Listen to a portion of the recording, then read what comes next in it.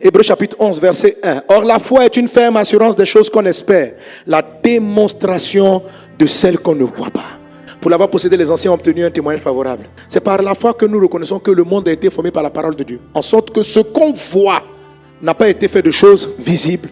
Ça, c'est très important. La foi, c'est ce qui permet de croire que tout ce qui est visible vient de l'invisible.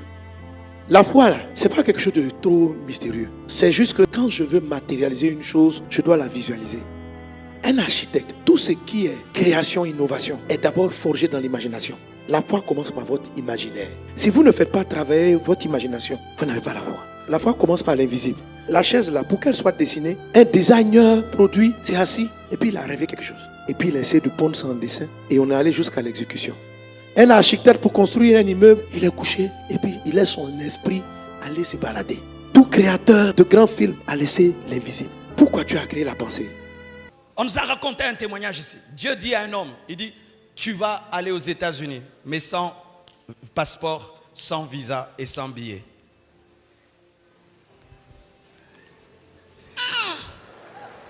Écotité. L'intelligence fait des antécelles. Donc, je vais faire des faux billets ou des faux quoi? Non, mon fils, tu iras aux États-Unis sans billet, sans passeport et sans visa. Ça, c'est Satan. Non, c'est moi. Comment cela se fera-t-il? Et vous savez comment cet homme est allé? Il est allé en ville et tout d'un coup, on a tiré en ville. Et lui, il a attrapé une balle. Il s'est retrouvé aux États-Unis. Vous savez pourquoi?